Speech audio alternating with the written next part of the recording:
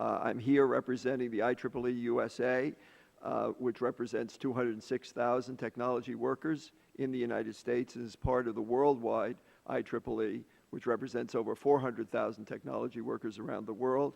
IEEE was founded by Thomas Edison and Alexander Graham Bell. No better provenance than that for technology and innovation. And the IEEE USA is the organization that really represents the people who did invent the internet.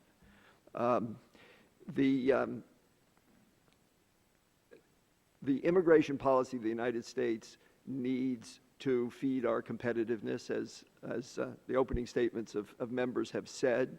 This is very important. We at the IEEE understand what this is about because we represent the people who are the innovative workers in this sector. We represent people who are born in America and people who are foreign born and who have become Americans. So we are very much sensitive to the challenges that American workers face, but also the opportunities that America has in terms of accepting skilled immigrants in order to join our workforce. Over 50% of the students in advanced degree programs in the United States in STEM are foreign born. So the reality is that when employers go to seek employees for the future, they see a lot of foreign-born individuals who are highly skilled and are the individuals they want to select as part of their workforce, along with their classmates who are born in America. We need to see to it that the immigration system is responsive to that reality. I don't think I need to convince this committee that these individuals are job creators, that these individuals as innovators are helpful to our economy and to everyone in the country. But there are right ways and wrong ways to address this process. And we at IEEE USA very much believe that the emphasis needs to be on green cards. Green cards are the way that individuals come from all over the world into our country and become Americans. I was privileged to serve on the Jordan Commission during the 1990s.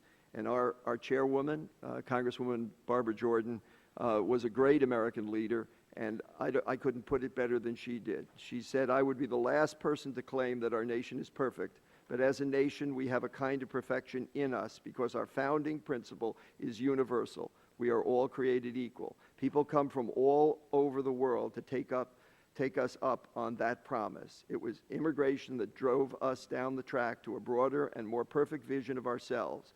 They became us, and who we are, as in we the people, changed and expanded to include new Americans." We hear all the time that this is a nation of immigrants. No one has ever said this is a nation of guest workers.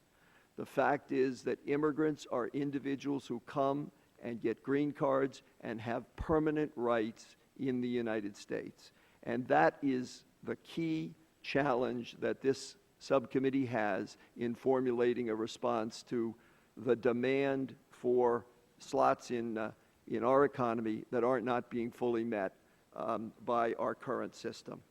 So you might ask, if that's the case, why all the clamor for more H-1B numbers rather than just being focused on green cards? First of all, our current green card system is hopelessly backlogged, as Chairman Goodlatte described.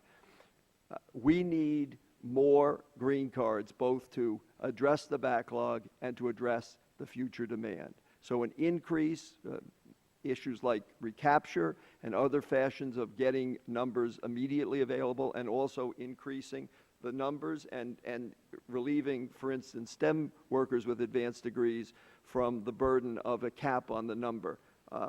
We can't have too many of these individuals who are selected by American employers when there is fair competition between American graduates and foreign-born graduates. What green cards do is give those who are foreign-born an equal right and autonomy in the economy to have the full freedom, to have their market power, to leave their job, and not to be not to be required to be in any way beholden to a particular employer. That works for both the employer and that works for both the American worker and the foreign worker. That is the way to have a level playing field. I think that needs to be the focus of what the subcommittee takes up. I've listed in my testimony a number of ways in which the delays that are currently in the system and that make the green card system not work for employers can be addressed. And the IDEA Act that was introduced in 2011 has many of those same ideas.